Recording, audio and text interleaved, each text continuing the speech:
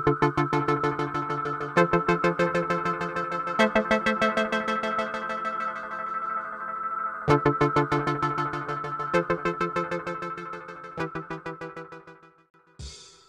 video sebelumnya kita sudah belajar tentang strategi pengembangan sumber daya manusia baik di dalam sebuah instansi publik maupun instansi privat. Pada video kali ini kita konsen membahas tentang strategi pengembangan sumber daya manusia aparatur sipil negara yang mestinya dilakukan oleh sebuah instansi pemerintahan menurut Dr. Muhammad Kadarisman. Mari kita belajar bersama.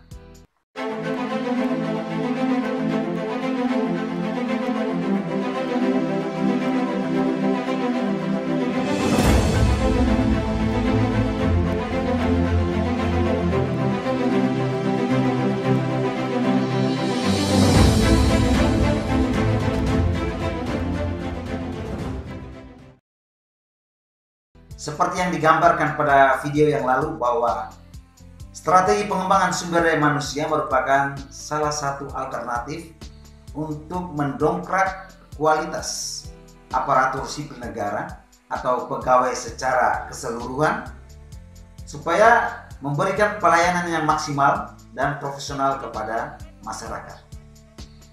Memang belakangan ini banyak aparatur sipil negara yang menjadi sorotan publik karena pelayanan yang terkesan tidak maksimal kepada masyarakat. Namun hal ini tidak semata-mata disebabkan karena kompetensi yang rendah atau kualitas yang rendah atau profesionalitas yang kurang, melainkan juga bisa dilihat karena alasan rasio jumlah aparatur sipil negara yang tidak berbanding dengan masyarakat layanan. Namun pada video kali ini kita tidak akan membahas tentang rasio yang tidak balance antara jumlah aparatur sipil negara dan masyarakat layanan. Tetapi kita fokus membahas tentang strategi apa saja yang kita lakukan dalam meningkatkan kualitas, mutu, dan profesionalitas seorang aparatur sipil negara. Mari kita lihat satu persatu. Yang pertama adalah pendidikan dan pelatihan pegawai aparatur sipil negara atau yang sering kita dengar orang singkat Diklat. Diklat itu adalah singkatan dari pendidikan dan pelatihan. Mari kita lihat bersama sesungguhnya apa itu Diklat. Pada monitor Anda dijelaskan bahwa Diklat pegawai aparatur sipil negara merupakan upaya untuk mengembangkan sumber daya aparatur, terutama untuk peningkatan profesionalisme yang berkaitan dengan administrasi dan kepemimpinan. Nah, jadi kemudian Diklat juga biasanya melalui pendidikan dan pelatihan kognitif, namun bukan afektif. Lalu setiap penyelenggara Diklat harus memiliki standar dan kompetensi yang terukur. Berikut penempatan aparatur pemerintah setelah Diklat harus memberikan kontribusi yang lebih baik daripada yang tidak mengikuti Diklat. Diklat aparatur pemerintah tertuang dalam PP nomor 101 tahun 2000 tentang pendidikan dan pelatihan jabatan aparatur pegawai sipil negara. Tujuan Diklat adalah untuk mencapai persyaratan kompetensi teknis, meningkatkan pengetahuan, keahlian, dan keterampilan. Dari gambaran yang ada pada monitor tadi, kita melihat bahwa pendidikan dan latihan atau yang kita singkat Diklat ini sesungguhnya untuk mendongkrak profesionalitas dan kemampuan aparatur sipil negara dalam memberikan pelayanan kepada masyarakat baik administratif maupun non administratif. Namun kita kritisi bersama bahwa materi Diklat yang diberikan lebih mengena tentang administratif atau pelayanan berdasarkan tupoksinya ketika dia menduduki jabatan tersebut atau jabatan fungsional atau jabatan struktural tersebut. Materi-materi yang demikian jelas memang menghasilkan pribadi ASN yang berkualitas dan profesional dalam bidangnya, namun justru mengabaikan aspek moralitas. Sehingga terkadang banyak aparatur sipil negara yang profesional dan berkualitas dalam memberikan pelayanan yang maksimal kepada masyarakat, namun justru cacat dalam moral. Nah, hal ini seharusnya dicermati ulang atau direvisi ulang tentang materi yang akan diberikan kepada para peserta diklat agar tidak mengabaikan aspek afektif atau aspek etika dan moralitas atau perkembangan emosional. Persoalan lain dalam diklat ini adalah absennya standar atau kriteria lulusan yang dimiliki oleh setiap penyelenggara diklat. Hal semacam ini perlu diperhatikan lagi oleh penyelenggara diklat, karena diklat yang tidak memenuhi kualifikasi dan standar-standar operasional tertentu justru menghasilkan output yang tidak berkualitas dan profesional seperti yang diharapkan dari sebuah proyek diklat ini.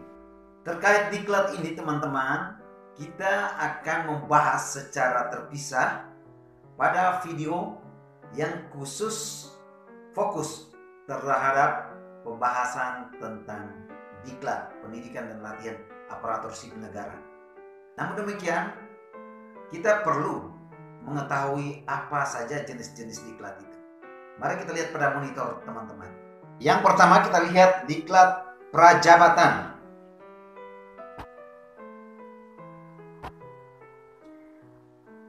Diklat prajabatan ini biasanya diperuntukkan untuk pemberian bekal bagi calon pegawai ASN, CASN.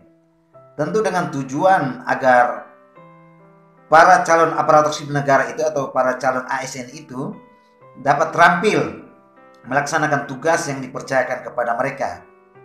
Nah, diklat prajabatan ini sesungguhnya memberikan pengetahuan dasar yang cukup bagi calon aparatur sipil negara tentang sistem penyelenggaraan pemerintahan dalam rangka pembentukan wawasan kebangsaan dan juga kepribadian. Maka kemudian setiap calon ASN itu wajib mengikuti dan lulus diklat prajabatan ini. Setiap pegawai ASN itu wajib mengikuti diklat ini selambat-lambatnya 2 tahun setelah pengangkatan sebagai calon ASN. Jadi setelah individu atau pribadi tersebut diangkat menjadi calon aparatur sipil negara, maka 2 tahun setelahnya pribadi itu wajib mengikuti diklat prajabatan. Kemudian diklat ini juga bertujuan untuk meningkatkan dan mengembangkan kualitas keahlian dan kemampuan, keterampilan, juga sikap pegawai ASN, supaya dalam melaksanakan tugas-tugas pemerintahan yang dipercayakan dapat dilakukannya dengan maksimal. Nah, ini pengertian, makna, dan tujuan dari diklat prajabatan. Di dalam diklat prajabatan ini juga sebenarnya terdiri dari beberapa jenis lagi. Ada diklat prajabatan golongan 1. Itu untuk pegawai ASN golongan 1. Sementara diklat prajabatan golongan 2 itu untuk golongan 2, dan diklat prajabatan golongan 3 itu untuk pegawai ASN golongan 3. Di dalam diklat juga ada jenis lain, yaitu diklat kepemimpinan. Diklat kepemimpinan itu bertujuan untuk memenuhi persyaratan kompetensi kepemimpinan aparatur pemerintah yang sesuai dengan jenjang eselon jabatan struktural tertentu. Nah, diklat kepemimpinan ini biasa disingkat menjadi diklat PIM.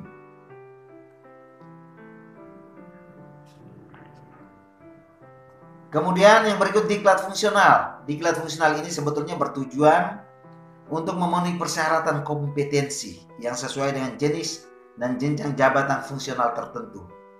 Nah, jenis dan jenjang diklat fungsional ini untuk masing-masing jabatan fungsional dan ditetapkan oleh instansi pembina jabatan fungsional yang bersangkutan, tentunya sesuai dengan kebutuhan setiap instansi. Dan yang berikut adalah diklat teknis.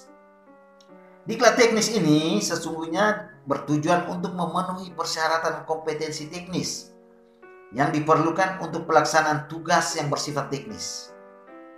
Sementara diklat ini juga bisa dilaksanakan secara berjenjang dan ditetapkan oleh instansi teknis yang bersangkutan sesuai dengan kebutuhan.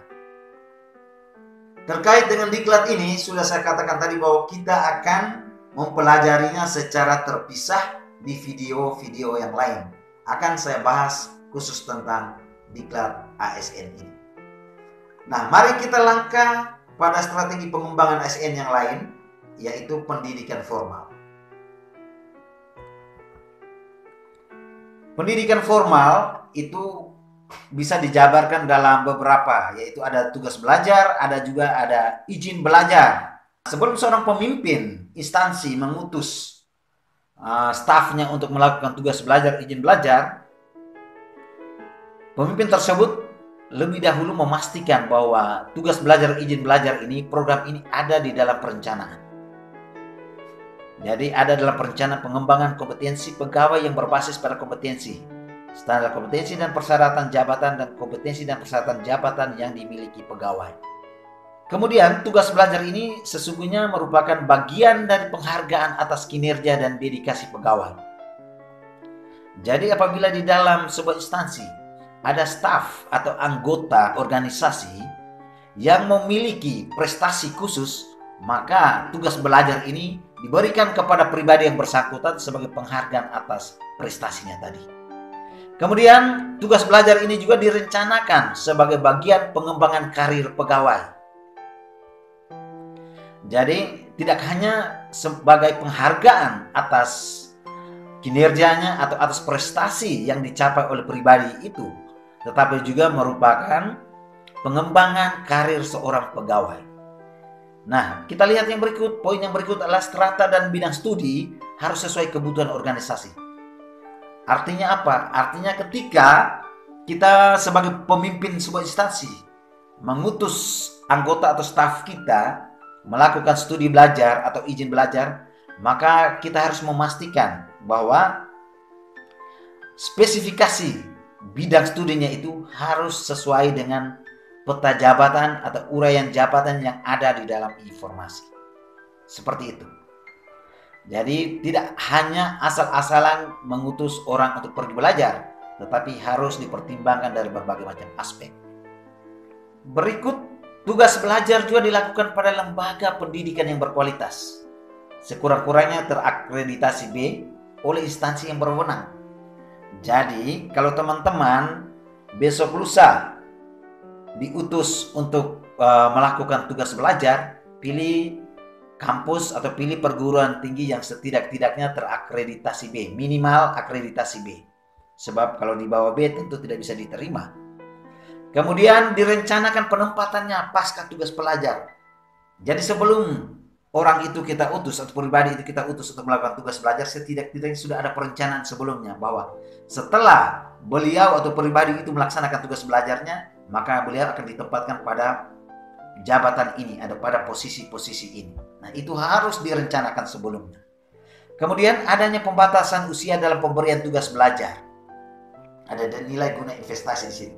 Dan ada usia-usia, pembatasan usia-usia tertentu dalam memberikan tugas belajar. Jadi apabila usia-usia itu tidak produktif lagi, itu biasanya tidak diberikan kesempatan untuk melakukan tugas belajar. Kemudian adanya aturan yang jelas tentang hak dan kewajiban pemberi dan penerima tugas. Ada hak, ada juga kewajiban setelah pribadi atau anggota itu menerima tugas belajar itu. Haknya seperti apa dan kewajibannya seperti apa akan diuraikan secara terpisah. Strategi yang berikut adalah non-diklat. Bila tadi kita belajar tentang diklat, pendidikan dan latihan, kali ini salah satu strategi pengembangan sumber daya aparatur sipil negara adalah non-diklat. Jadi tidak hanya diklat, tetapi juga non-diklat. Non-diklat itu apa saja? Mari kita lihat. Non-diklat itu yang pertama adalah bimbingan teknis. Yang kedua adalah sosialisasi. Yang ketiga ada seminar. Dan yang keempat ada workshop. Jadi bimbingan teknis, sosialisasi, seminar atau workshop merupakan strategi-strategi lain yang dikembangkan untuk meningkatkan kualitas dan profesionalitas seorang aparatur sipil negara. Strategi yang lain adalah praktik kerja atau pertukaran dengan pihak swasta. Untuk lebih jelasnya, mari kita lihat pada monitor Anda. Praktik kerja atau pertukaran dengan swasta. Nah, praktik kerja ini atau pemagangan, istilahnya pemagangan itu untuk juga bagi para CPNS. Nah, hal ini memang dilakukan agar pada waktu diangkat menjadi PNS sudah mampu melaksanakan tugas jabatan dan memiliki wawasan yang menyeluruh dari organisasi. Kemudian, praktik kerja atau pemagangan bagi PNS ini juga dimagangkan di institusi atau unit organisasi lain. Tetapi tidak hanya saja organisasi publik, tetapi juga organisasi swasta. Supaya apa? Supaya bisa mengadopsi sistem atau metode kerja atau keterampilan atau keahlian yang dimiliki oleh institusi-institusi swasta. Apabila ada pengiriman pegawai dari institusi publik kepada institusi swasta, itu tidak lain adalah semacam sharing of benefit antara kedua institusi tersebut. Nah, dari situ keduanya bisa sama-sama menjiplak cara dan mekanisme atau sistem kerja yang ada di dalam instansi tersebut. Nah, setelah praktik kerja atau setelah praktik pemagangan itu, biasanya anggota organisasi tersebut atau pribadi tersebut yang mengikuti magang itu akan mendapat sertifikasi atau uji kompetensi setelah selesai magang. Dan jangan lupa, di dalam melakukan pemagangan itu atau di dalam melakukan praktek kerja di pihak swasta itu, biasanya ada mentor. Ada orang yang menjadi mentor dalam pengembangan karakter, building karakter atau pengembangan kompetensi dan kualitas seseorang. Jadi jangan ragu ketika teman-teman diutus untuk melakukan pemagangan di sebuah instansi swasta, tentu di sana instansi swasta sudah menyediakan mentor-mentornya untuk membimbing Anda sehingga Anda dapat menjiplak mekanisme dan sistem kerja yang ada di institusi swasta. Nah, itulah beberapa strategi-strategi yang dianjurkan oleh Dr. Muhammad Khalil Risman dalam sebuah instansi publik untuk pengembangan sumber daya manusia aparatur sipil negara. Jadi setidaknya ada beberapa strategi yang dilakukan untuk pengembangan sumber daya manusia aparatur sipil negara. Catat baik-baik, ingat baik-baik. Apabila lupa, bisa nonton ulang video ini. Sampai jumpa.